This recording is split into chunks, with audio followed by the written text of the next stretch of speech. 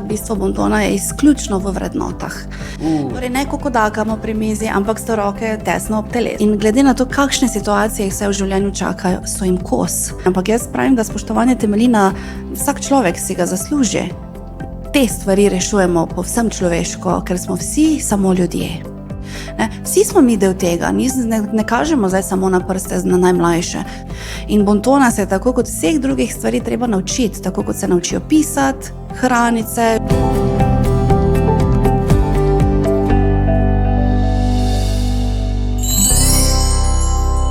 Dobrodošli in lepo pozdravljeni v podcastu Šola z navdihom. Današnja mladina je nemogoča. Nihče več ne spoštuje starejših in vsak je že napisal knjigo. Tale stavek kroži v različnih različicah in vedno ga pripisujejo nekomu drugemu. Vsekakor pa naj bi veljalo, da je star več tisoč let. In danes se bomo pogovarjali o bontonu, o tem, kako ga otroci najmlajši razumejo, kdaj bi ga bilo treba začeti učiti in zakaj je bonton pomemben za naše odnose v življenju. In moja gostja danes je Simona Lečnik-Očko, predavateljica, trenerka mehkih veščin in avtorica, ki se posveča prav temam bontona in medosebne komunikacije. Simona, pozdravljeni. Dober dan, lepo zdrav. Dobrodošli v podcastu Šola z navdihom. A je današnja mladina nemogoča? Zelo zanimivo je, ko se s starejšimi pogovarjam z odraslimi, ko mi rečejo, ja, današnja mladina je nevzgojena. V naših časih je bil red, je bila disciplina. Ja. Veste, kaj vprašam vse te ljudi jaz? Kdo pa je to mladino vzgajal?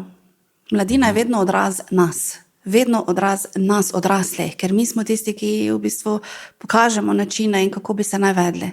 Ne vzgajajo se sami. In mladina ima eno tako zoprno lastnost, da bolj kot poslušajo, nas posnemajo in počnejo točno tisto, kar počnemo mi, a ne? Res je, mi lahko otroku, najstniku 100-krat povemo eno in isto stvar. Če se spomnimo, tudi mi smo bili otroci. Nismo nikoli dobro poslušali.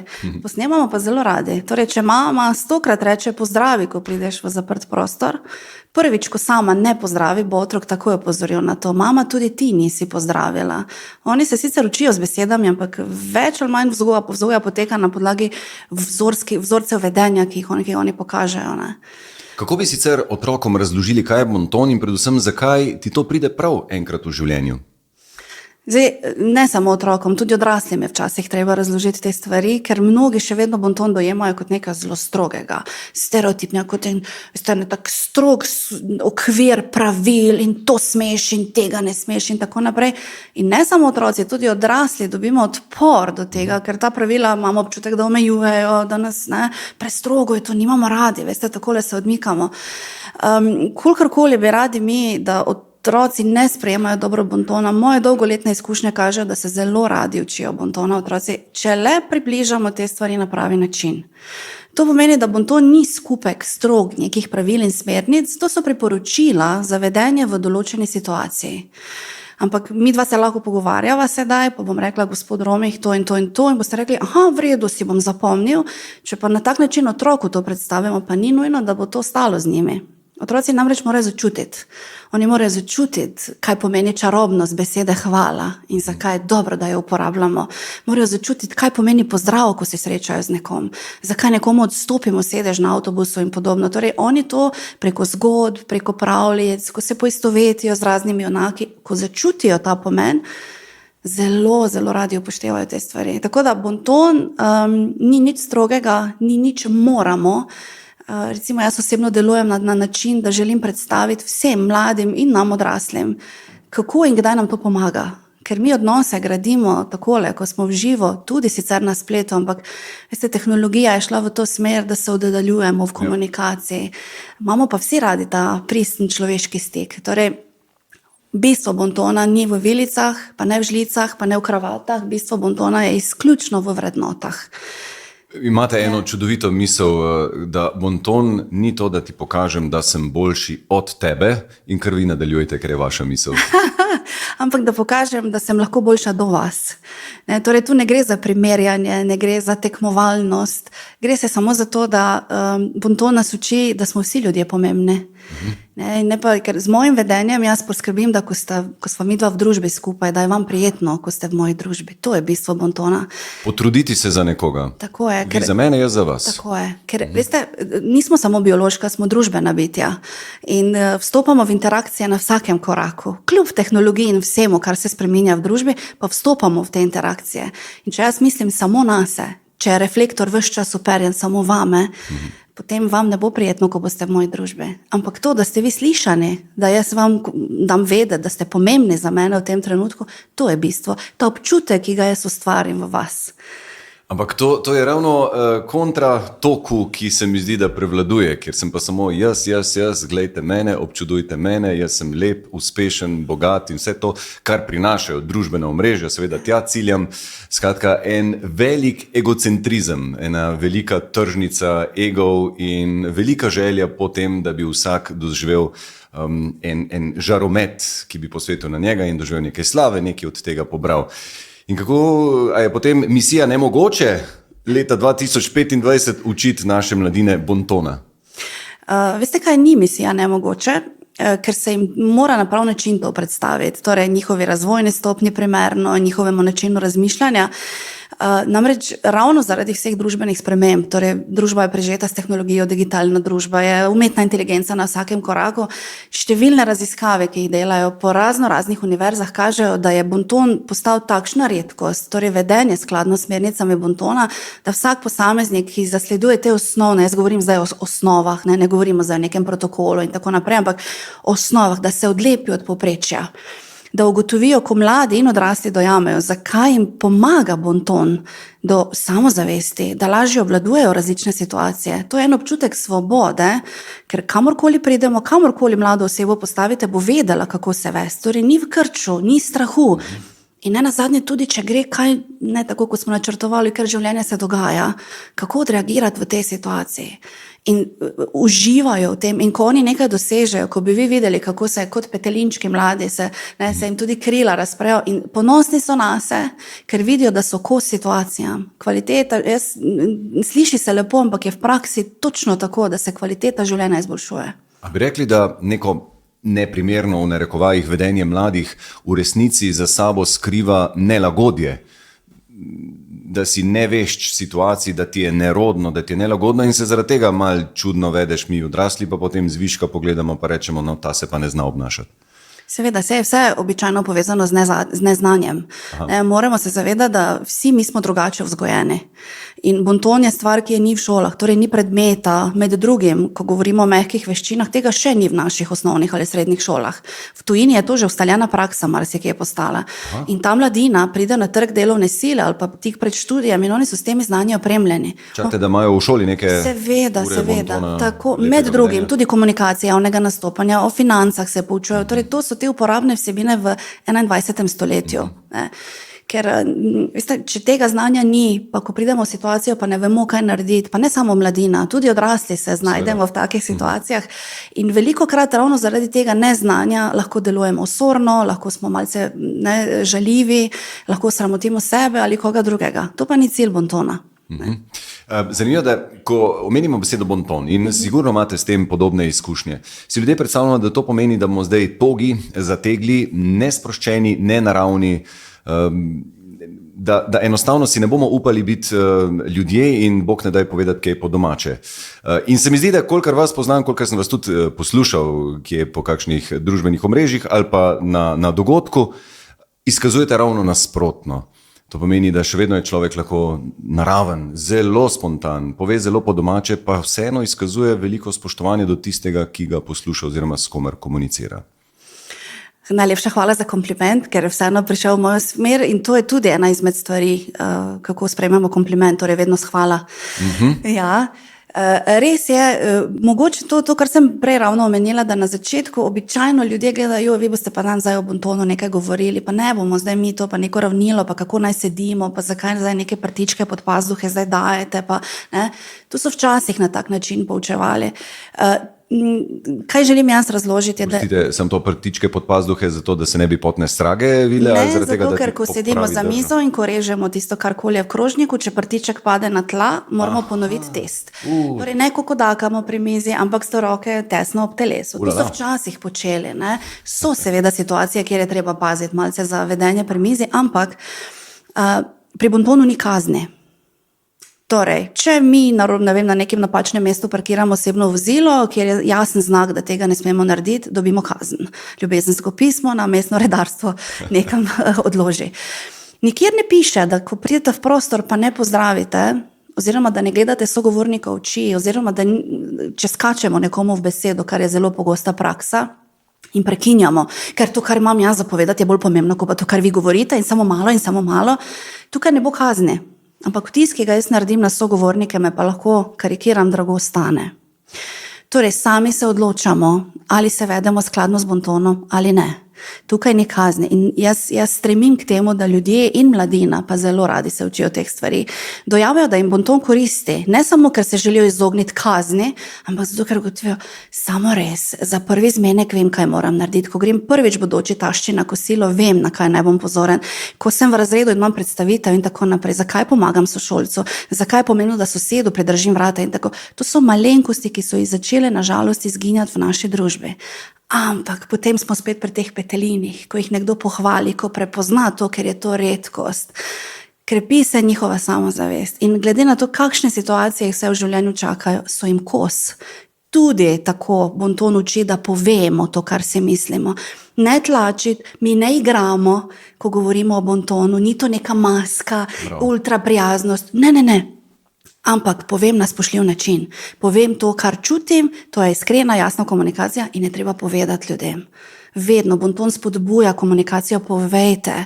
Bolje vam, kot pa da grem v sosednji prostor, pa potem drugim razlagam, kar je tudi precejšnji izziv v Sloveniji. Simona, kaj bi rekli, katere osnove bontona bi morali otroci usvojiti najprej? Kaj so temelji? Jaz pravim tem takšnim osnovam bontonske drobtinice, ker lepšajo in skrbijo za prijazno sobivanje v družbi. Prva stvar, ki je generalno v naši družbi začela izginjati, je pozdrav. Torej, ob vstopu v knjižnico, ob vstopu v čakalnico pri zdravniku, ob vstopu, v kakšno trgovino, pozdravi so začeli izginjati. Da se otrokom razloži, da se prvi stik se zgodi, torej najprej se pogledamo z očmi, in potem odpremo usta in pozdravimo. Oprostite, ker vas prekinjam, ampak me veliko stvari zanima. Čakalnica, kjer so vsi tiho, knjižnica, kjer malo kliče po tišini, tudi tam bi veljalo torej pozdraviti, ker včasih si ljudje upravičeno mislimo, tule pa ne želim nečesa zmotiti. Ni treba zdaj, ko vstopamo v knjižnico, kričati na ves glas, pa mahati ljudem, da damo vedeti, da smo vstopili v prostor, pa običajno, vsaj v večini primerov je kakšen informatorka tam, tu je pa treba pozdraviti. Torej, oseba, s katero vstopimo v komunikacijo, tam pa osnova je pozdrav. Potem pa seveda tišina v knjižnici, to je jasno. Čakalnice pri zdravniku, zdaj ne vem, izkušnje kažejo, da, in tudi iz osebnih izkušenj govorim, da ljudje kar sedijo, gledajo v telefone, berejo brošure ali karkoli pač počnejo in zelo nenavadno odreagirajo, ko kakšna mlajša oseba vstopi in pozdravi. Ne odzdravijo vsi. Ja. To je ena izmed stvari, kar recimo se mladini očita. Če pa mlade vprašate, jaz jih v vsaki osnovni srednji šoli, kjer izvajam delavnice, jih vprašam, ali vsi učitelji in profesori pozdravijo. Nikoli mi še niso vsi rekli, vsi pozdravijo. Ne? Na vseh nivojih je začel ta pozdrav izginjati, ampak mi vsi sodelujemo pri tem. To ne pomeni, če jaz vas danes 16krat srečam v mestu, da se bova midva 16krat pozdravljeni in tako naprej, lahko si pogledava, pokimava. Bova pa že prej šla na kakšno kavo, ne?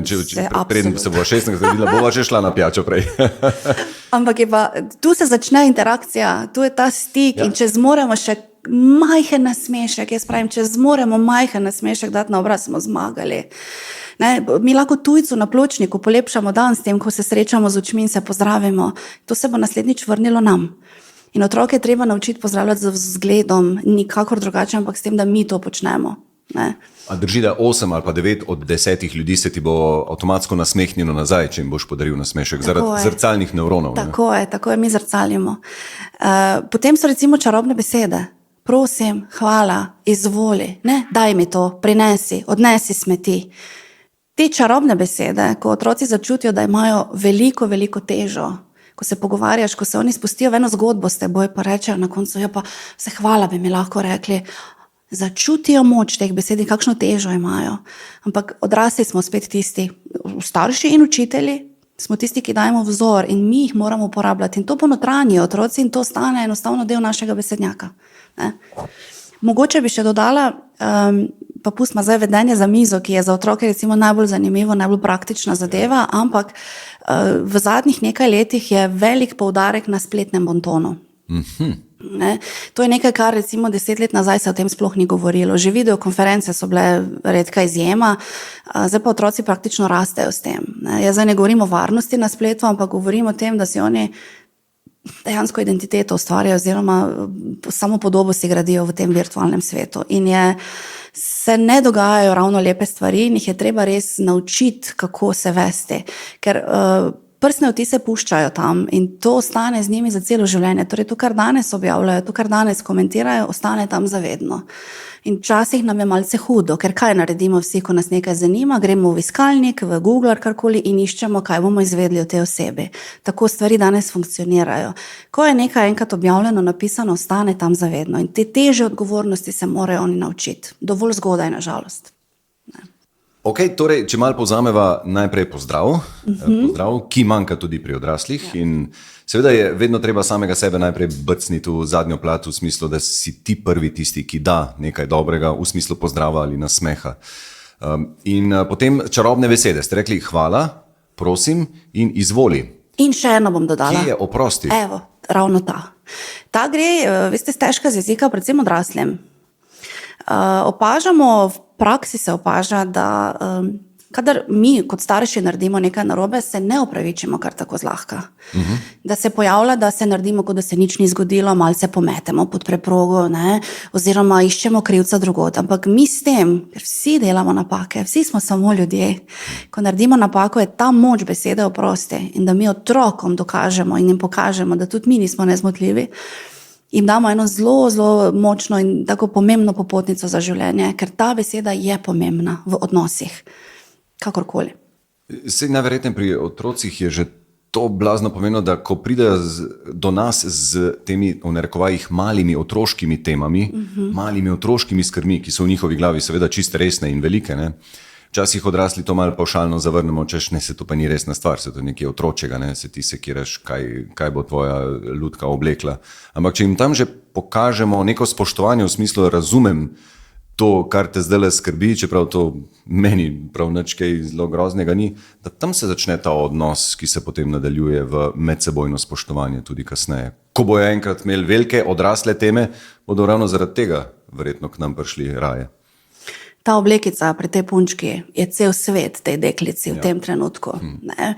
In meni včasih rečejo, nimam se jaz časa ukvarjati s tem, to je toliko nepomembno, jaz se ukvarjam s krediti, pa v službi imam težave, pa ne, to so pomembne stvari, ampak to so njihove pomembne stvari. In to, kar ste vi omenili, če imajo in vedo, da lahko potrkajo na naša vrata in da jim bomo prisluhnili, ampak prisluhnili na način, da odložimo telefon iz roke.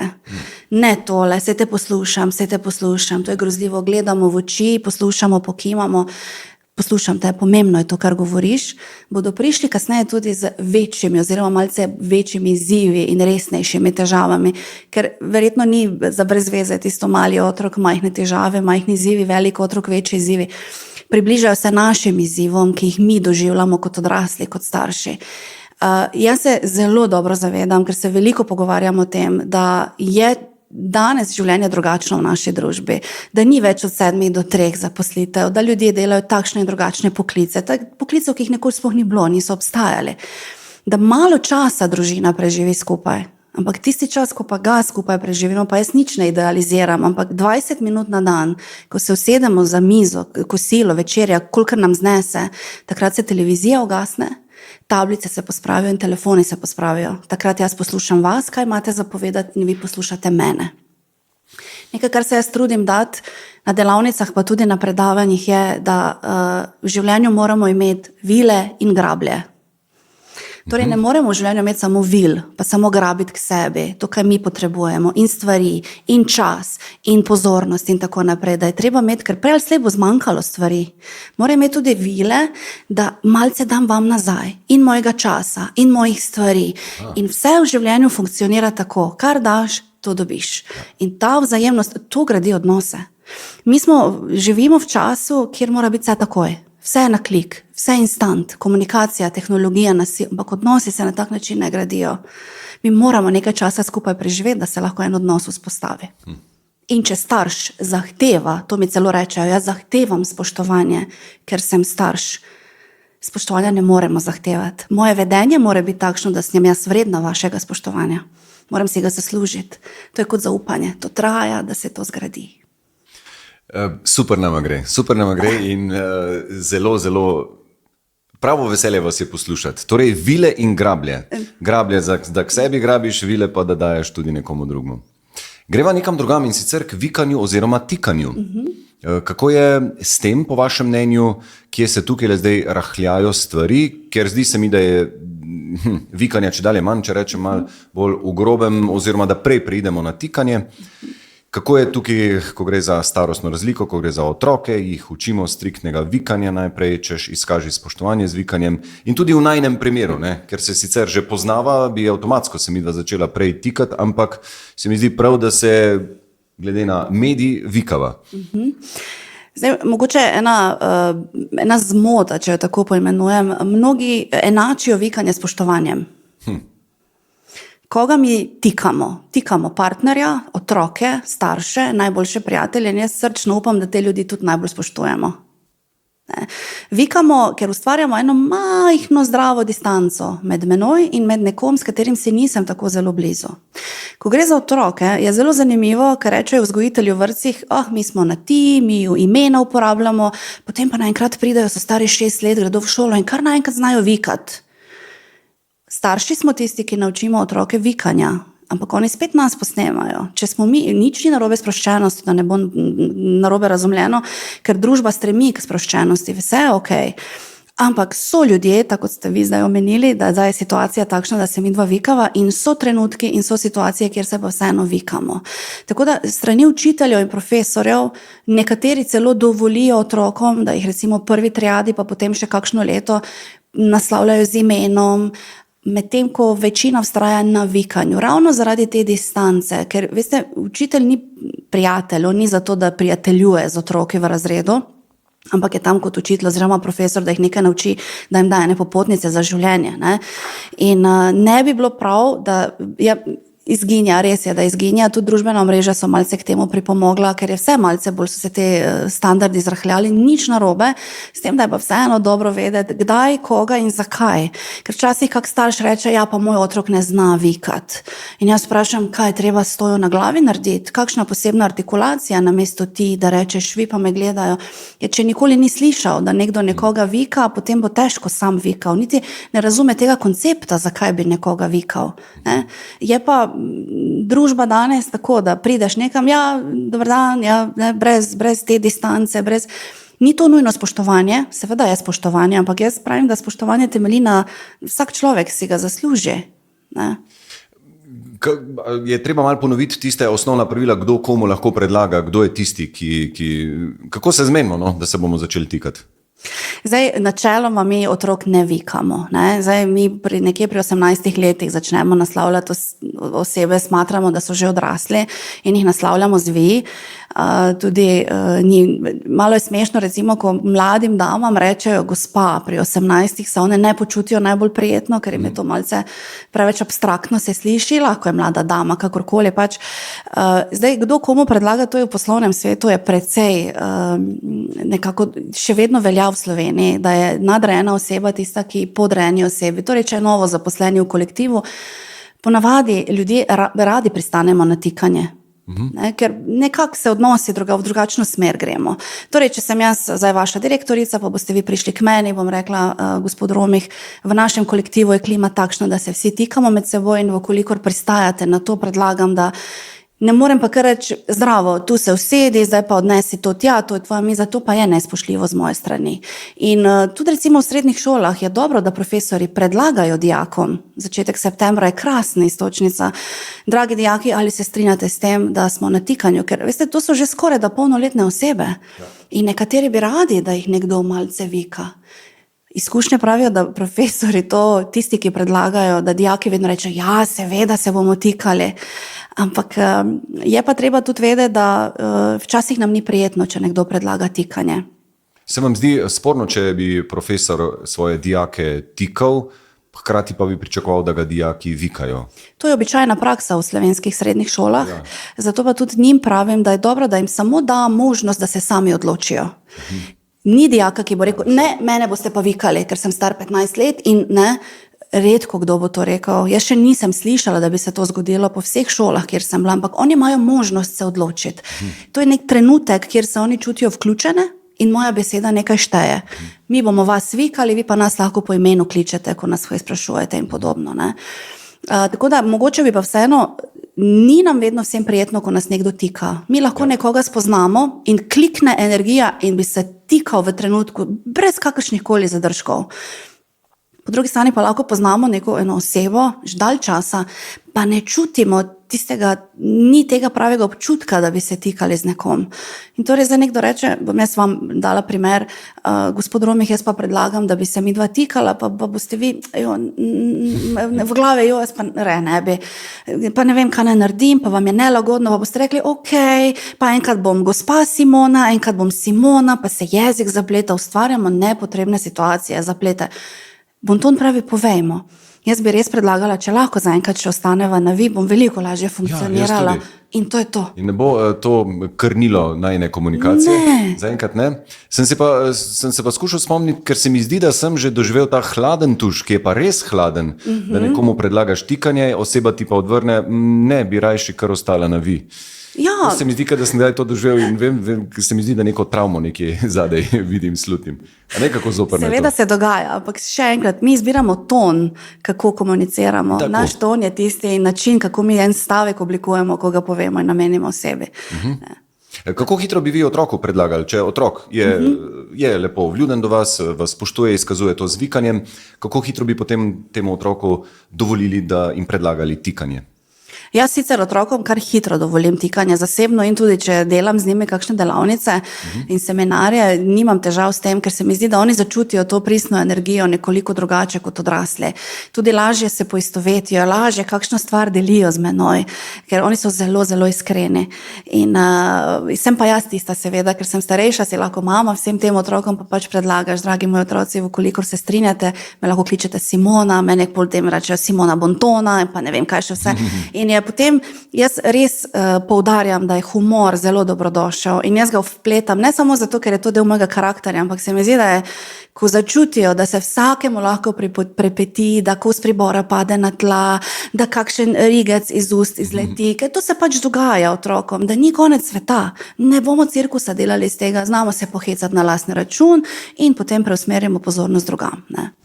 Verjetno v vaši družbi se ljudje, ko enkrat izvedo, s čim se ukvarjate, verjetno so v vaši družbi malce bolj, vsej na začetku, trdi v smislu, joj, a se to sme, a se to ne smejo, ne, in ko naprej in potem so toliko bolj prijetno presenečeni, ko ugotovijo, da vseeno komunicirajo z osebo, ki je čisto normalna in lepo, družabna in prijetna. Spet, hvala za kompliment. Seveda, to je večkrat se mi je že zgodilo, sploh ko kdo pride, ne vem, na dom, pa so malce zadržani, pa gledajo zdaj, ne vem, pribor, pa kak zdaj s tem prtičkom, pa jim povem, da ne. Da jaz tudi, ko hodim po mestu, pa če imam narastek, verjetno me frizerka, ker ena, ki me ne pozna, se ne bo drla za menoj. Ja, gospa, vi pa morate frizerju. Ne delimo mi na svetu, jaz ne hodim okoli, pa trosim to ljudem. Ne morim ljudi s temi stvarmi. Če pa me kdo kaj vpraša, pa zelo rada povem, ker ljudi te stvari zanimajo. Zelo zanimivo je, da ljudje radi poslušajo o Bontonu.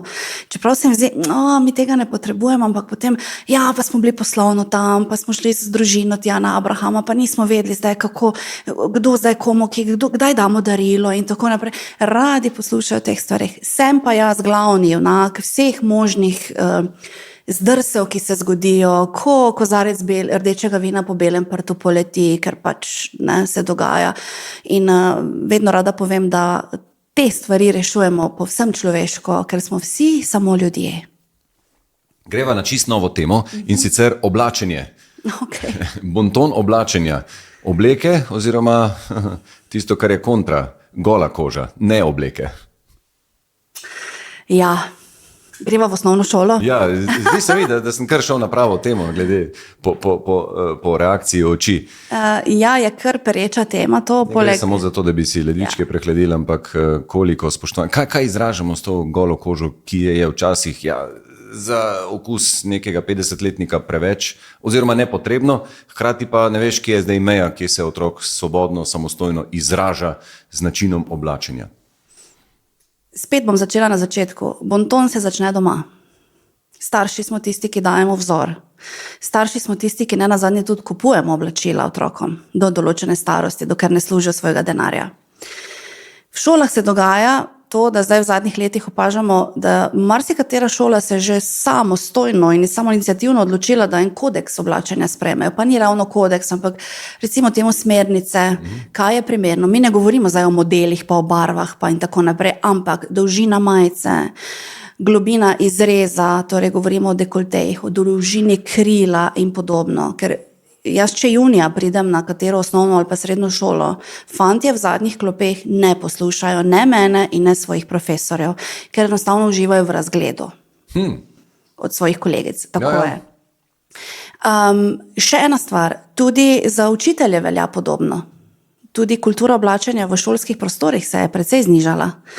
Ja, ker mnogi, nažalost, uporabljam ta izraz, mnogi so prepričani, da se z sproščenim oblačenjem približajo otrokom. Mi nismo tam, da takšne odnose vzpostavljamo z njimi. In še en moment, ko se z ravnatelji pogovarjamo osnovnih srednjih šol, ker včasih res nekateri pretiravajo, torej ne samo ledvičke, še kaj drugega se vidi. Ko pozovejo starše na pogovor o tem, ker mi ne moremo nekomu reči, to smeš obleči, ko prideš v šolo ali ne, ker nimamo uniform in to verjetno v Sloveniji nikoli ne bi bilo sprejeto, ampak se zgodi, to so besede ravnateljev in ravnateljic, da potem pride recimo mama od te deklice še bolj pomanjkljivo oblečena na govorilne ure in pove, vi ne morete odločati o tem, kaj jaz mojim otrokom kupujem. Jaz sem tista, ki to počnem. Kaj jaz počnem? Jaz pa razlagam tem mladim, ker večinoma gre za punce, tu in tam kakšen fan, da malce mogoče res izraža to eno svojo identiteto, ampak večinoma se deklice malce preveč slačijo, da imajo verjetno veliko zapovedati, da imajo veliko sposobnosti in kvalitet, ki jih je dobro deliti, ne samo, da iščejo pozornost na podlagi tega, kar vidimo na njih. In tudi so delali eno raziskavo, mislim, da 2 ali 3 leta nazaj, kjer so ugotovili, da malce bolj ambiciozni mladi stremijo k temu, da niso preveč izzivalno oblečeni, govorimo zdaj o puncah, torej da se malce zavedajo tega, ker danes jim ne gre na roko tehnologija. Torej, vsak košček spodnjega perila, vsak dekolte, vsake spodnice, ki se vidijo, če je prekratko krilo, konča tam, kjer je nočna mora vseh staršev, torej v javnem mediju na spletu. In to se mi zdi zelo pomembno, da se o tem odkrito pogovarjamo o teh stvarih. Jaz namreč na teh mojih predavanjih odpiram tudi te teme, osebna higiena in urejenost, kjer imajo učitelji malce zadržka. Nekateri otroci se doma o tem nikoli ne pogovarjajo, ker se to staršem ne zdi nič pomembnega. Jaz pa izpostavim teme, ker vidim, kako okolica na njih reagira. Ne to smeš, to ne smeš. Samo malce razmisli, samo v ogledalo se poglej. Ni vsako oblačilo primerno za šolo. Ni treba se v vreče obleči po neke škatle, boh ne daj. Ampak ni pa treba tudi vsega pokazati. Ne, ker potem ne moremo, kjer je pomanjkljivo oblečeno mlado telo, res ne poslušamo, ampak pozornost uhaja tja, kamor naj ne bi odhajala. In jaz nisem čustveno vpeta v njihov razred, nisem čustveno vključena v kolektiv in zato naslavljam te teme in so vsi malce, pa ja, se imate prav. Pa recimo higiena, to so stvari, ki so jih meni na razrednih urah predstavljene bile, ko sem bila še majhna otrok. O tem se več ne govori. Ne? In torej v razred ve, če se kdo redno ne umiva, če se kdo ne tušira vsak dan, če ne menjava oblačil vsak dan, ker to vsi vohajo. Ne, pa tudi liter parfuma ni treba dati na sebe, ko gremo doma. Nekaj časih rečejo, imam enega dragega, pa toliko sem denarja dala za njega, ne morem. Ja, pa ni treba pretiravati. Ne, zato, ker sem jaz obzirna, ker 25 nas sedi v razredu. 6, 7, 8 ur. Jaz razmišljam tudi o vas. Mogoče pa te vonjave škodijo vam, mogoče koga glava boli.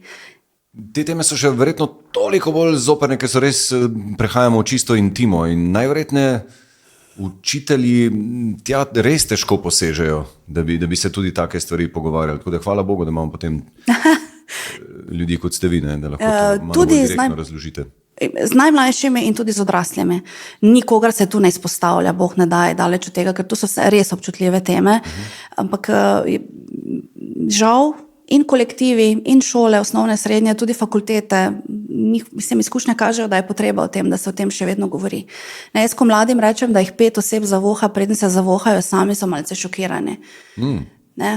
Vse potem se mi nasmejimo, ker jaz res imam rada humor, ampak to pa ostane potem v njihovem trajnem spominu in to je cilj. Ne, da ko gre od doma, da razmisli, je res primerna ta frizura, rabim toliko ličil pri 14, moram imeti tako dolge nohte, ne, gremo do higiene in tako naprej. Kako se vam pa zdi, kakšen je odziv potem teh mladih, s katerimi delate? A je kaj upora? A sploh pridejo ta pravi k vam? Oziroma vi do njih? Načeloma nimajo izbire, ker mene šole povabijo, tako da oni morajo poslušati. To ni izgovorov. Tako kot pri odraslih, veste, ne strinjajo se vsi, ne kimajo, pa to niti ni cilj, da bomo zdaj vsi strinjali se glede, to pa je res, tako naprej. Jaz malce razložim stvari, malce jih vprašam, kaj bodo, ko bodo veliki, malce jih vprašam, kaj danes počnejo za svojo prihodnost in potem oni se radi o teh stvarih pogovarjajo, če le znamo na pravi način izvleči iz njih. Seveda zaznamo mi, ki se s tem ukvarjamo, tudi zavijanje z očmi in tako naprej, če žijo, pa kaj boš ti zdaj nam tu govorila. Potem jim pokažem fotografije spleta, ker običajno prečešem njihovo šolo, od kjer sem, da vidim, kaj me sporočajo s tem. Kaj bo njihov bodoči delodajalec izvedel od njih, prednjih sploh srečal živo. Kaj je ta signal? Ne, ker to je to, kar danes pač počnemo. Enostavno brskamo in iščemo informacije, kar je dostopno o ljudeh na spletu. Ja, in zdaj trendi kažejo, oziroma zelo jasna je smernica, da je manj živega občevanja, manj žive komunikacije in čedalje več kakršnekoli virtualne.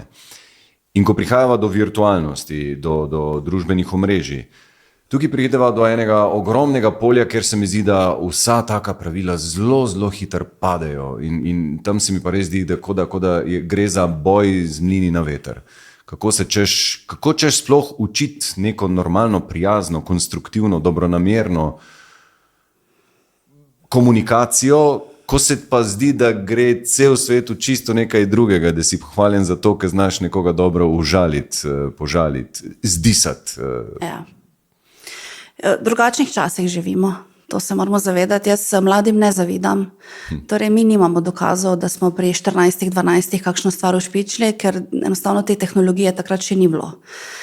Oni pa zdaj se morajo dvojno dokazovati, torej v živo in potem tudi v tem virtualnem svetu. Te smernice, to je zdaj 5-10 let recimo govorimo o teh stvareh.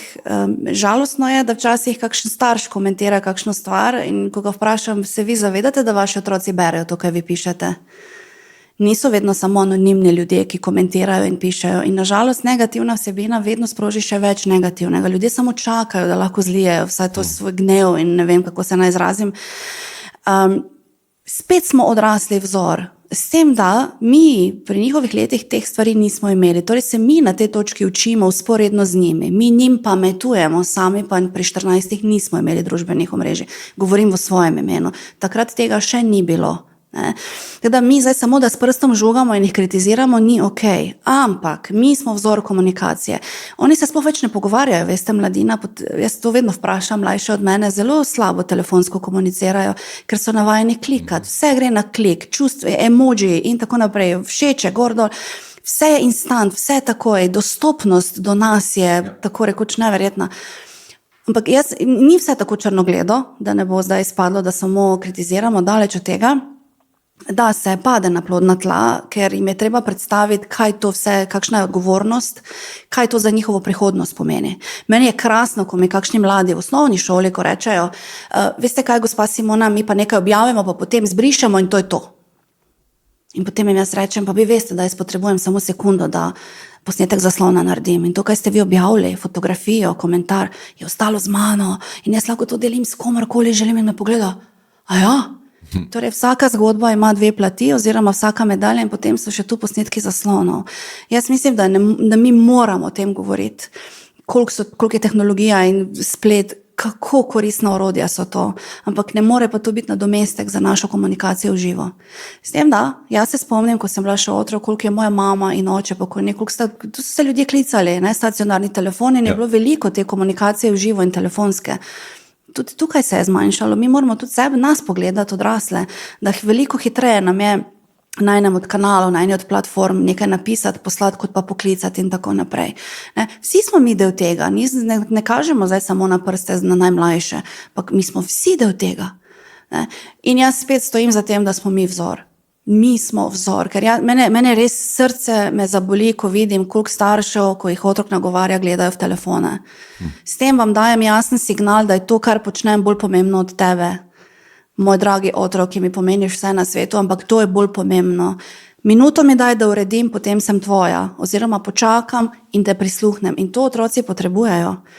Zato se pa dogajajo, veste, stvari takšne in drugačne, ker marsikje manjka otrokom pozornosti.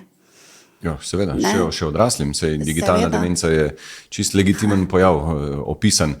Neverjetno, kako vedno znova prihajamo do tega, da odrasli najprej pometajmo pred lastnim pragom, glejmo sebe, vzgajajmo sebe najprej, potem pa samo bodimo zgled otrokom in smo že naredili, se mi zdi, morda celo več kot pol. Veste, kaj me zanima? Če na družbenih omrežjih je gola koža praviloma nagrajena v smislu pozornosti, všečkov in tudi velikokrat monetizirana. In vedno znova se pojavljajo primeri, ko gola koža brez vsakršne vsebine, talenta ali kaj požanje več uspeha, takega in drugačnega, kot pa nekdo, ki je pa morda eden najboljših nogometašev na svetu, eden najboljših atletov na svetu, eden najboljših ne vem kaj, pač najboljši glasbenik, pa vendar ga bo dekolte pa dovolj gole kože premagal. Kako potem otroku razložiti, da to ni ta prava vrednota, tamle je gola koža ravno kar zmagala, potem pa ti rečeš, taka pa ne bo šla v šolo.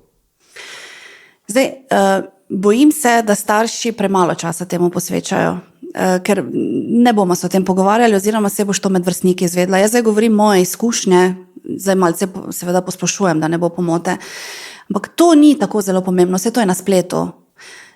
Treba iti v drobovje te tematike in se pogovoriti prvič, kaj jaz pokažem, zakaj imam jaz potrebo, zakaj ima 12-13-letna deklica potrebo na pol gola svoje fotografije objavljati. To kriči po pozornosti. Jaz nisem psihologinja, ne bi se zdaj spuščala v te stvari, ampak to kriči po pozornosti. In dajmo mi dati na prav faktor je to, kaj je tisti všeček oziroma palec gor oziroma srček in vulgarne besede, ki sledijo temu. Odkot ima moj otrok potrebo, da se hrani s tem? Zakaj moj otrok potrebuje to instant pozornost? Kaj to prinese za seboj? Sploh se ne bi spuščala v to varnost na spletu, ker se grozljive stvari dogajajo. Ne v tujini, v Sloveniji se grozljive stvari dogajajo. In jaz mislim, da jaz tudi z mladimi, tudi v osnovni šoli govorim o teh stvareh. Ker zaradi takšnih fotografij in podobnih se dogaja obsojanje, izločanje in nenazadnje se konča velikokrat samomorom, ker otroci niso kos tem pritiskom, ker se nimajo s kom pogovarjati. Bolj kot je boleča tematika, bolj si starši moramo vzeti enostavno čas za to. Čeprav včasih cmokom v grlu je treba nasloviti to temo. Zaradi njih. Ne zaradi nas toliko, koliko zaradi njih. In tudi to velja za učitelje in profesore. Ne moremo stran glavo obračati. Enostavno ne moremo. Danes je precej alarmantno stanje na tem področju. Kaj pomeni ta pozornost? Zakaj moj otrok to potrebuje? Te všečke ali kakorkoli in te srčke. Nažalost, veste, mnogim staršem ni všeč, otroci so naše ogledalo.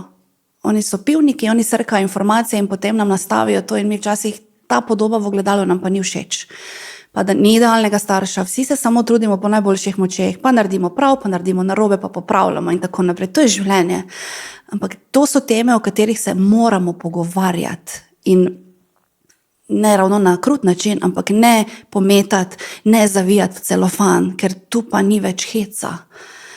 Ker tu je včasih izid res neprimeren in je prav, da se odkrito o teh stvareh pogovori. Do solz me rečejo, ja res je, do objemanja in do solz.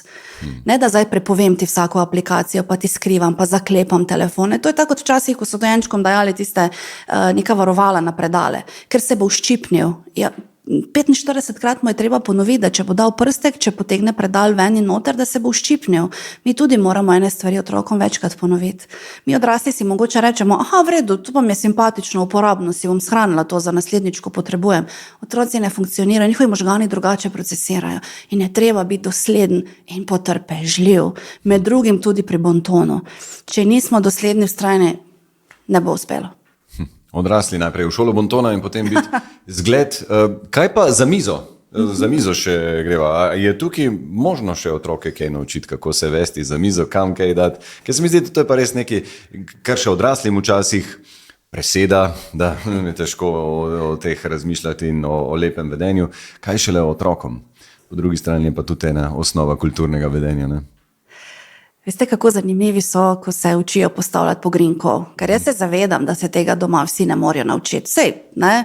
Jaz tudi ne govorim španskega jezika, ker pač nisem rasla v takem okolju, kakorkoli. Zelo simpatično je, ker to je ena izmed najbolj praktičnih stvari, s katero se lahko oni poistovetijo pri bontonu, ker jemo pa vsi, vsak dan praktično. Ne? In njim je to zanimivo in zakaj zdaj ta kos pribora gre sem, zakaj gre to tja. In to je tisto, kar sem prej omenila. 20 minut na dan, če imamo to srečo in smo v bistvu počaščeni, da smo vsi skupaj zbrani, ne idealiziram, ampak to je kratek čas v enem dnevu, je dobro, veste, otroke vključevati, ker dogaja se to. Sediš na, ne vem, družinskem praznovanju in mamica preko mize 11-letnemu sinu bo razrezala zrezek. In jaz pogledam, vprašam je, gospa, kaj, pa preden da on to naredi, pa to vse po prtu leti, pa to bo vse dol padlo. Sem rekla, pa jaz ne vem, videti je, da ima fant zelo spretne prste, ker se ne odlepi od telefona. Ne? Pustimo te umazanijo na prtu, oni morajo to sami narediti, oni se morajo naučiti. Naj pogrinjke se naučijo postavljati samo iz enega preprostega razloga, ker prej ali slej bodo šli na zmenek, tu jih prvič stisne, da vedo malo in, ne, veste, kolikokrat me iz poslovnega sveta ljudje kličajo, smo bili na podpisu pogodbe, saj nisem vedel, kaj naj slečem suknič, švic mi teče, kdo zdaj plača, mi, ki smo posel dobili, oni, ki povabijo, se ne vem, kaj naj naročim, naj pijem alkohol, in seveda smo zmedeni. In zato pravim, da je to ta občutek svobode, ki jo dobimo, ker in mi se potem posvečamo ljudem. To je znanje, ki ga imam, o tem ne razmišljam, vem, kako se pribor jemlje, vem, katera solata je moja, ne pa da pikam sosedu, vem, kateri kozarec je moj, da ne pijem vina od vas, ne, ker to se vse dogaja. Ne. In otroci pa obožujejo izdelavo pogrinjkov, otroci obožujejo to učenje, zelo radi se igrajo igre vlog, oni so radi natakarji, najljubša stvar, pa ne samo od majhnim, tudi odraslim, je, ko malce vloge zamenjajo. In potem so, ne vem, je sin, je oče, hči je mama in potem obratno, ko bi videli, kako radi oponašajo svoje starše in kaj se vse za mizo dogaja. Hrana združuje, pijača hrana to združuje, to je družabno. In pustimo zdaj ta poslovni protokolarni del, govorimo o tem vsakdanjem življenju. In zelo, zelo radi uživajo, res uživajo in se zabavajo ob tem in potem, ne vem, če ga teta na praznovanju Abrahama, lej, fant mi je natočil vino, brez da bi ga kdo prasil in to ni nič polil, ni se dotaknil kozarca, ko je nalival, glej, ker je, in to so takole, ko jih pohvališ in potem še imajo več volje in motivacije, oni bi še, ker je nekdo prepoznal to, ker je taka redkost to postala in veste, kako se res se petelinijo. In jaz jim vedno takole, veste, pa naploskam, pa jih pohvalim. Ampak prej ali slej jih čaka razgovor za službo. Zdaj razgovori za službo potekajo ob malici. Namerno podjetja vabijo mlade, usedi se, greva nekaj pojesti in te sprašujem, zakaj ste vi dober kader za mene? In vi imate polna usta. Kaj naj zdaj govorim, pa naj to frči, ali preden da jaz to zdaj pregriznem, pa pogoltnem, bo trajalo, bo mislil, da ne vem, kaj naj odgovorim, ne? Simpatične dileme. Ampak ko si pripravljen na to, pa jaz bom naredila odlično tis na vas, ker jaz sem prava oseba za vas. Oni pa testirajo, ker prej ali slej, gospod Romih, vas bom poslala v imenu mojega podjetja v tujino na en kongres. Ne bom dovolila, da me sramotite. Tako. In želim cel paket, ker mi prodajamo vrhunsko storitev. In če jaz ravno dam grižljaj v usta, vi me pa ravno takrat vprašate namerno to delajo. Ne, seveda namerno. Kaj moram jaz zdaj narediti, če imam ravno polna usta? Nič ne bova pljuvala ven, ampak bomo poskrbeli prvo. Grozna, ja. Tudi to so že delali, veste, ker imajo speed dating za razgovore in torej imam samo omejeno količino minut, da vas očaram. Vedno, to se je treba zapomniti, poskrbimo, da ni grižljaj prevelik. Ne, to ni naša zadnja večerja, torej lepo, majhni grižljaj, ker to bomo hitro pogoltnili. Dam vam vedeti, da sem vam prisluhnila, ne, pokimam se, nasmejim, pogoltnem, odložim pribor, ne, ker tole, ne bom rekla, da je smrtni greh, ampak je zelo nevarno, ker smo strastni in razlagamo in potem, ne samo, da koščki hrane lahko poletijo v vašo smer, na vašo obleko, še kako kos pribora odleti, je nevarno. Ne. Do tega, da veliko odraslih govori s polnimi usti. Ja, in to je tisto, kar moramo enostavno nekako sprejeti, ne da je nevarno, ampak jaz kot otrokom rečem, kaj vam bi bilo okej, da moja koščki hrane letijo? Ne. Vsega, no, potem pa najprej pogoltnimo, pa potem povemo misel, ki jo imamo. Ne. To je tudi mogoče pri mizi, ne samo, da smo zdaj seveda gremo jesti, ker radi jemo in uživamo v tem, ampak tudi ta način, da počakaš, da prideš na vrsto. To je še ena vrlina, ki je pomembna, ker ne more biti vse takoj. Nekdo zdaj govori in zdaj se prekinjamo, otroci radi v besedo skočijo, ker imajo misel, mora to povedati, ne. Moram te naučiti, da boš počakal, jaz dokončam in potem, ne, ni zastonj tisti pregovor, da imamo dvoje ušes in ena usta, ne, ker če samo govorimo, nič novega ne izvemo. Je treba utihniti in poslušati. Ampak moje izkušnje so fantastične, delo z otroki je nekaj neverjetnega. Je pa res, da se je treba vživeti v vloge, to so zgodbe, to so pravljice, to se je treba na glavo postaviti včasih. In humor, da ni to, ne, tega pa mi nočemo, ne, to pa, ne. Sploh ne. Skozi igro, skozi zabavo in potem komaj čakajo nedeljo, pa mi potem pišajo, komaj čakajo nedeljo in potem napišajo, ja, ati je spet to in to naredil, vse smo vedeli, da bo, ne. Tako da imajo radi to in se fajn počutijo. In to je tisto, da so oni suvereni v situacijah, ki jih čakajo v življenju. Simona, kako ste pa vi kaj z zamujanjem? Točnost je še vedno vrlina kraljev, pravijo. To je en tak pregovor, stari bontonski pregovor, ki še vedno velja. Ni dobro zamujati, da ne bo pomote. Jaz sicer opažam, da mlajše generacije drugače dojemajo koncept časa, kot ga mogoče moja generacija ali pa generacija pred menoj, moji starši in tako naprej, ga veliko bolj cenijo. Nekaj, čemur jaz tudi posvečam svoj čas, na predavanjih in delavnicah je to, da se pogovarjamo, kaj mi sporočamo z zamujanjem. Eno je, da se ti nekaj slučajno zgodi, da avtobus zamuja, recimo, ko se odpravljajo v šolo, ali pa da se na cesti kaj zgodi. Za te nepredvidljive situacije imamo telefone v rokah in je treba takoj obvestiti. Ampak zamujanje je oblika kraje časa, ker vsi imamo samo omejeno količino časa. In je to ena izmed najbolj dragocenih valut trenutno, poleg zdravja seveda, ampak s tem, ko jaz zamujam in pustim vam, da me čakate, pa vas nič obvestim o tem, da je prišlo do zamude, kradem vaš čas. Vam dajem signal, da je moj čas bolj pomemben od vašega. Pa ni. Bonton ravno to pravi, vsi smo pomembni in čas vsakega izmed nas je enako pomemben, ker ga nimamo v neomejeni količini. Zdaj, meni v šolah recimo tudi povedo, da tudi otroci radi zamujajo k pouku, pa ne samo iz razloga, ker ne vem, avtobusna povezava ali pa so odvisni od prevoza. Velikokrat tisti, ki so najbližje šolskim prostorom, torej samo čez cesto, pa mogoče 2 ulici niže, radi zamudijo. Ker je lepo zjutraj dremeš v klopi, tem budilko in tako naprej. In tukaj potem šola mora nekako nastopiti. Sicer vem, da imajo opravičene pa neopravičene ure in tako naprej, ampak jaz mislim, da je to še ena izmed stvari, o katerih se moramo doma pogovoriti. Če otrok odrašča v malce kaotičnem okolju, kjer vsako jutro na knap gremo od doma, hitro gremo to, hitro dajmo tja, spet nisi to, spet ni... To ni ravno najboljši, tudi sami vemo, če se nam da je to zgodi, da ni ravno najboljši možen začetek dneva, ampak signal spet, ki ga starši dajemo otrokom je, daj pravočasno, pripravi si torbo, pripravi si, kaj boš oblekla, če se slučajno kaj zgodi, bomo hitro to uredili. In ta koncept časa, recimo, res mi je zanimivo, ko se z mladimi, recimo študenti ali pa srednješolci, ko se pogovarjaš o času, ja, nam je čas bolj dragocen. Ne, ni samoumevn, ker se mi zdi, da se tudi več o tem pogovarjamo v naši družbi, ne, da malce bolj odpiramo te teme, čeprav včasih kdo reče, pa to se sliši morbidno, da imamo omejeno količino časa. Zakaj, če pa je res? Ne, ker čas teče, časa ne moramo previti ne nazaj in ne naprej. In s tem, ko jaz spoštujem vaš čas, spoštujem tudi vas. V prvi vrsti pa spoštujem sebe in svoj čas. Ne.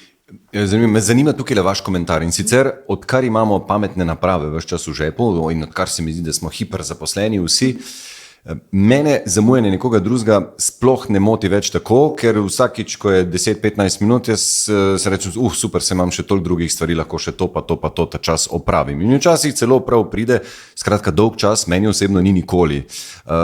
Je pa res, da če sva rekla, da bo 1 uro sestanek, pač bo 15 minut zaradi tega krajši, ker ob 6 bom pa potem jaz dejansko moral iti. Pa me zanima vaš komentar na to, no?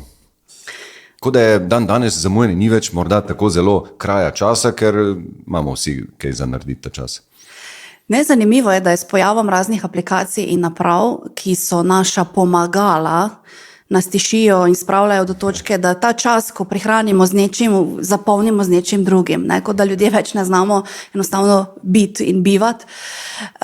Kar se tega tiče, jaz mislim, da odkar imamo te pametne telefone, vsi v rokah, praktično zabetonirane v dlani, da je veliko več zamujanja, kot je bilo prej.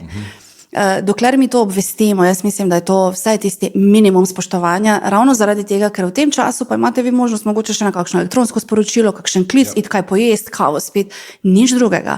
Ni pa dobro, da se to kar naprej ponavlja. Ne, zgodi se nekaj, slučajno se nekaj zavleče, ne zaradi nas, ampak to obvestimo, sporočim vas, to je prednost teh naprav. Ne. Je pa takole v poslovnem svetu se mi pa zdi, da se vodstveni kader, menedžerji zelo dobro zavedajo tega in da zelo cenijo svoj čas in niso najbolj navdušeni nad zamujanjem. Zato je dobro, da že otrokom razjasnimo te pojme, da se pač nenehno zamujanje in opravičevanje ni ravno napredek. Ne. Zgleda, da je čedalje večja karierna prednost to, da si točno ali da si celo malo prej. To čedalje bolj poudarjajo. Danes pa ne veliko prej.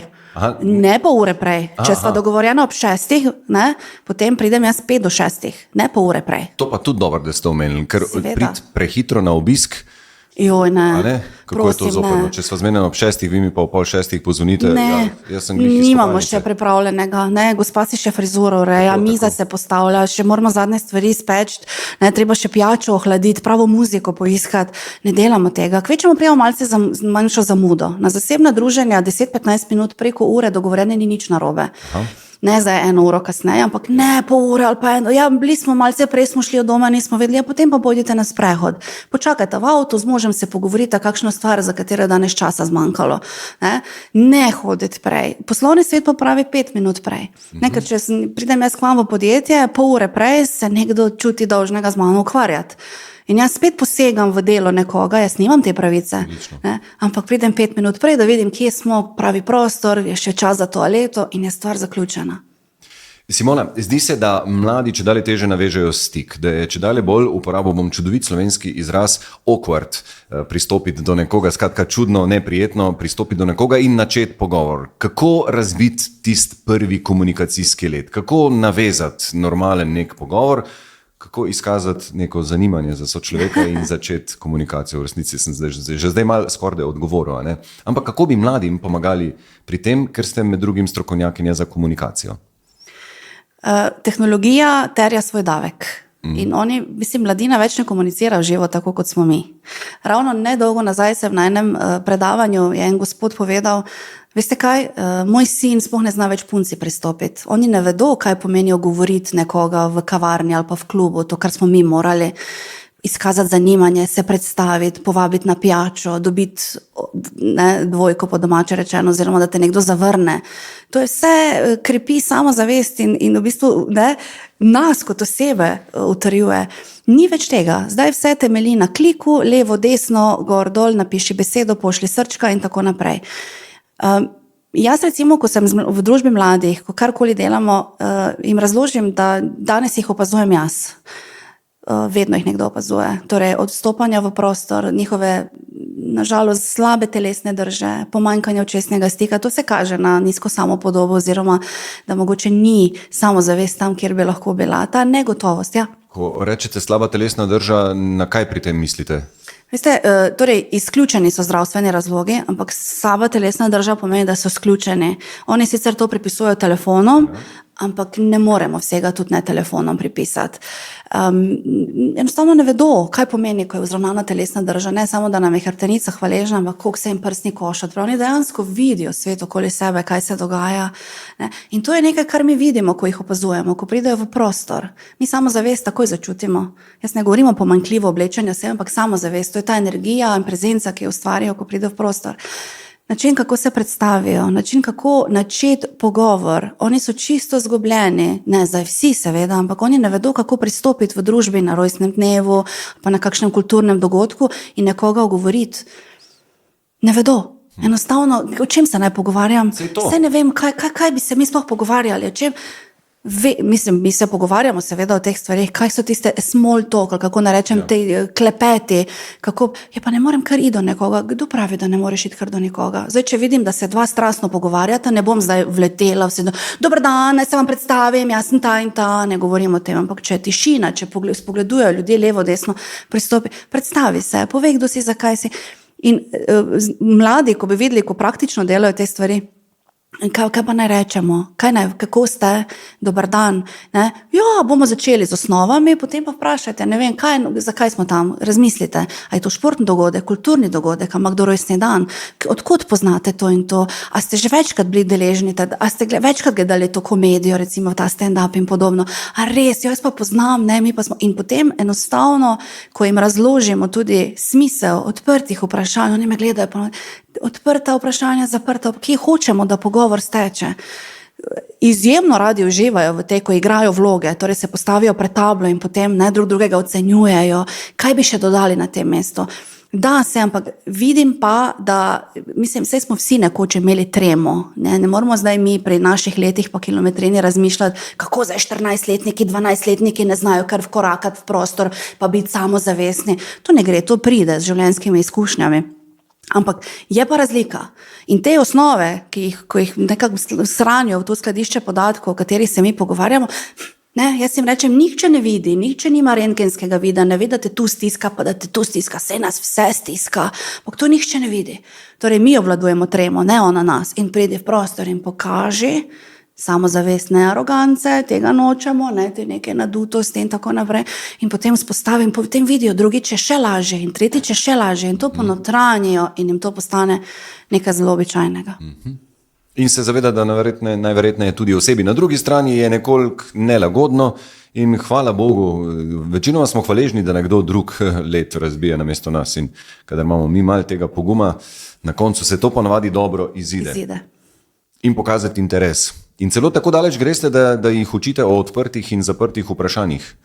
Mislim, pripravljamo jih, recimo, če govorimo o zadnji triadi v osnovni šoli ali pa v srednji šoli, ni me to zanimivo. Ker jaz zdravo, ste v redu, ja. In to ne moramo, ker smo se vse steno zaleteli, oni ne razumejo, da moram jaz to vprašanje nekako obrniti. In potem, ker tam je ena punca, ki je mogoče enemu fantu všeč, pa on bi rad z njo komuniciral in zdaj, če ona mislim, zdaj v nedogled ne vrtamo, v nedogled, signale vidimo, ko je nekdo res nezainteresiran.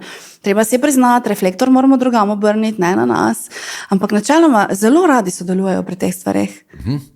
Kaj pa bi, proti koncu greva, kaj bi rekli, da je prava zdrava meja med neko prijaznostjo, ki izkazuje dober namen in dober bonton, pa potem že ena preveč hiperprijaznost, preveč kimanja, preveč strinjanja in preveč podrejanja.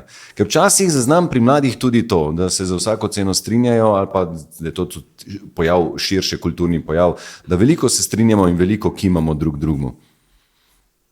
S kimanjem sicer ni nič narobe, kadar se strinjamo, ampak s pretiranim kimanjem pa zna biti malce večji izziv. Jaz, ko delam z mladimi pa z odraslimi, tudi se pogovarjamo o tem, če nekdo govori, pa mi ves čas kimamo, češ mi nimamo svojega stališča. Zdaj recimo bonton, ena izmed mehkih veščin, to ne pomeni, ali pa odkimavanje, vse je podobno. Ena izmed mehkih veščin je bonton, ki krepi samozavest. Krepi samozavest do tega, seveda mi poudarjamo prijaznost, da ne bo pomote in spoštovanje in obzirnost in uvidevnost, ampak ne, to sem že prej rekla, mi ne igramo vlog, mi ne nadanemo maske in smo ultra prijazni in samo to, samo da jaz govorim to, kar vi želite slišati. Ne, mislim, ko imamo mi zdravo samozavest, mi imamo svoje mnenje, neko svoje stališče, ki ga zagovarjamo in ga znamo tudi na primer način predstaviti drugim. In jaz mislim, da je večji izziv pri nestrinjanju. Torej, kadar se ne strinjamo, jaz opažam v praksi, da ljudje ne znajo zadržati, malce se ustaviti, jaz pravim zategniti ročno, ustavi se kot na semaforju. Ja. Ne bomo se vsi strinjali vedno, nikoli se ne bomo vsi strinjali, ampak način, kako jaz, najlepša hvala za vaše mnenje, ne, recimo, ni treba na nož, ko rečejo, mi gremo do konca, moramo dokazati svoj prav. Ni potrebe. Zakaj? Vi imate pravico do vašega mnenja, jaz pa do mojega. Razumem, sprejemam, mogoče se ravno ne strinjam, nič hudega. Ne, kako bi pa bilo, da bi vsi samo kimali za ene stvari ali pa odkimavali? To, da je nekdo navajen ves čas samo kimati in ves čas samo ugajati, sicer ni tesno povezano z bontonom, ampak torej gremo že na področje psihologije in samopodobe, ampak jaz mislim, da zdrava, mlada ali pa odrasla oseba, ne nazadnje, ki razume te stvari oziroma ima svoja stališča oblikovana in svoj jaz in svojo prezenco, ki malce se mogoče še pouči o teh stvarih, da zna pravilno nasloviti kakšno vprašanje, povedati mnenje ali pa da se ne strinja. Znati reči ne. Ne, ker to je kar težava danes vidim, ne znajo ljudje reči, ne, ker kaj, joj pa ne bom vam več všeč, ja. In se vam tudi niso vsi ljudje všeč, ne, gremo dalje, ampak smo spoštljivi. V to smer sem malce ciljal, ja, da tudi smo lahko spoštljivi, pa izrazimo svoje mnenje, tudi nestrinjanje in je to tudi izgradnja nemočne hrbtenice, ki ti pride prav v življenju. Ampak hočemo take otroke za ta svet, v katerem živimo, tako je. Da bojo povedali, da je ne, pa da je ja. Absolutno. Ne agresivne, Tako. ampak odločne, ker veste, včasih reče, ja, zdaj, če sem jaz prijazen, pomeni, da sem šibek. Ne, prijaznost ni nikoli znak šibkosti. Ne? Ampak, veste, to je univerzalen ključ, ki odpre skoraj vsa vrata. Ne? In res koristi vsem nam. In tudi nestrinjanje lahko izrazimo na zelo prijazen in konstruktiven način. Simona, ker sva proti koncu, prosim, kakšen nasvet, kakšen paket nasvetov, katere glavna vodila bi dali učiteljem in staršem za pravočasno in pravilno učenje bontona? Otrok, seveda. Nikoli ni prehitro ali prepozno, da bi se učili bontona, nikoli. Jaz imam hčerko, ki je nažalost bila vsa ta leta moj poskusni zajček doma, tako da vem, da pri 4 letih otrok zmore sedeti za mizo, pa brez kakršnekoli strogih prijemov, sam si razrezati zrezek, brez da 15-tič pač ne frči več s krožnika dol, ne. Vem, da otroci zelo hitro lahko dojamejo koncept prijaznosti do sosedov, prijaznosti do vrstnikov in tako naprej. Starši moramo biti vzor. Brez tega ne gre. Do 6. 7. leta mi takšne temelje postavimo otrokom za vzor, potem se to samo malce še gnete, veste, in nadgrajuje. Kasneje se tako in tako oblikujejo v samostojne osebe, ampak ta temelj odnese od doma. Zdaj, ob prehodu v osnovno šolo, jaz opažam tudi v praksi, da velikokrat starši menijo, da je to zdaj naloga učiteljev. Češ, ne samo, da jih izobražujete, ampak jih tudi vzgajate. Res je, da so to vzgojno-izobraževalne ustanove, pa vendar to ni njihova primarna naloga.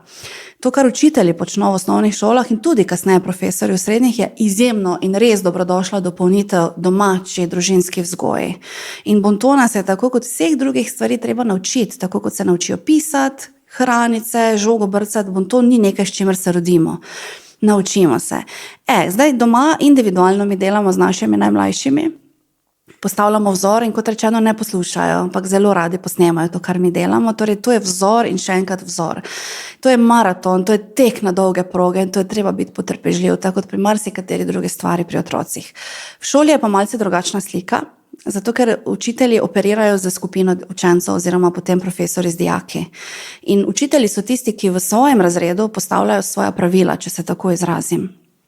Mogoče v praksi, ko en otrok pride v šolo, pa ga na eni steni čaka list kot pravila hišnega reda, jaz temu rečem, ki jih imamo po blokih, on pride, to smeš, to ne smeš in tako naprej. Ne reagirajo tako dobro na to, kot pa če razrednik reče prvi teden, ne vem, v septembru, dajmo mi skupaj naša pravila oblikovati, dajmo skupaj razredne bontonske drobtinice pripraviti. Kaj menite, česa se držimo in česa ne dovolimo? Ko oni to soustvarjajo, oni drug drugega med seboj potem začnejo popravljati. Mislim, jaz vem, da je zmanjka kdaj pa kdaj časa šolam, da bi se z bontonom ukvarjali. Vključujejo te stvari v aktivnosti. Jaz osebno seveda si želim, da bi bilo tega malce več, da so kakšne igre, da jim malce vržejo, veste, kakšno, ne samo čakati na teden otroka, pa na teden prijaznosti, pa dajmo nek plakat narediti, ker to je kultura šole, veste, pravila hišnega reda, to ni cilj, ampak je te vrednote, ki jih šola kot celota mora gojiti. In to velja za celo šolo, torej od vrha do vseh, ki so vključeni. Torej, da od ravnateljev do vseh, do, ne vem, hišnikov, da vsi sodelujejo pri tem, da vsi vejo, da se je treba pozdraviti. Da vsi upoznamo, ne vem, zakaj ne skačemo v besedo drugemu. Ne? To so take, ampak ko jih vključimo, ne da zdaj jih moramo, veste, v vato zavijati, ampak to in to je dovoljeno, ker recimo, če učiteljica nekaj vpraša v razredu, pa začne en govoriti, pa drugi skoči v besedo, je moja naloga kot učitelj, da rečem, v tem razredu se poslušamo. Ko nekdo govori, mu vsi ostali prisluhnemo, ker ti bi tudi verjetno rad, da te poslušamo, ko boš imel kaj zapovedati. Torej dam vzor in vzgled vsem v razredu. Mi skupino nagovarjamo, ne samo eno osebo. Ne? In še nekaj, nimajo vsi otroci pravega kompasa doma. Nimajo. Ker na mojo veliko osebno žalost je bolj pomembno, da otroci trenirajo 3 različne športe, obiskujejo glasbeno šolo, ne vem kakšne aktivnosti, vse ne znajo pa reči dobro jutro čistilki, ko jo zjutraj vidijo na vhodu v šolo. To je nekaj, kar starši damo in dobro bi bilo, da se to potem, če bi šlo z roko v roki, torej da ene stvari poslušamo doma, potem pa še v šoli enake stvari poudarjajo učitelji, smo zmagali. Z majhnimi otroki vsaka pravljica ima enega junaka in običajno je junak pozitiven lik in so vrednote v ozadju, oni se radi pogovarjajo o tem, oni radi začutijo, oni se poistovetijo z njimi in začutijo, zakaj je dobro pomagati drugemu, zakaj je dobro biti prijazen, ker se ti vrača to nazaj. Mogoče ne danes, ampak čez nekaj časa. Ne? Včasih nam je naporno ali pa odveč spoštovati pravila bontona, pravila prijaznosti, ampak ko se pa z nami nekdo tako obnaša, smo pa večinoma kar vsi zelo veseli tega. Ne? Veste, kaj je zanimivo, da, ker ni kazni tukaj. Jaz večkrat slišim, rečejo, jaz ne vem, z mojim otrokom se pa nihče ne igra, pa je osamljen. Otroci sami, ne samo odrasli, delajo naravno selekcijo. In otroci in odrasli smo radi v družbi prijaznih ljudi, v družbi tistih, v katerih se dobro počutimo, ki nas poslušajo, ne tistih, ki nas žalijo, provocirajo, v katerih nam je nelagodno. Tudi otroci se od takih odmikajo. Tako da na nek način oni sami sebe nekako se v skupine razdelijo in bežijo od tistih, ki so mogoče agresivni oziroma jih malce izpostavljajo, veste, se norčujejo iz njih. In tu se kar ena taka selekcija samo od sebe zgodi. Simona Lečnik-Očko, najlepša hvala za tako lep in navdihujoč pogovor. Veliko sreče, veliko uspeha. Želim in z veseljem še kdaj kakšen tak pogovor in veliko dobrih slušateljev. Bilo mi je v največje veselje. Hvala lepa. In to je bila še ena Šola z navdihom. Najlepša hvala, ker ste spremljali tudi tokratni podcast. Ugotovili smo, da vljudnost in spoštovanje sta vrednoti, ki naj nas vodita sicer v življenju, in bonton je zato ne, da bi bili boljši od drugih, ampak zato, da bi bili boljši do drugih, kot je poudarila moja današnja sogovornica. Spremljajte nas na družbenih omrežjih, na Facebooku, Instagramu in na TikToku in do naslednjič ostanite navdihnjeni. Hvala lepa za družbo.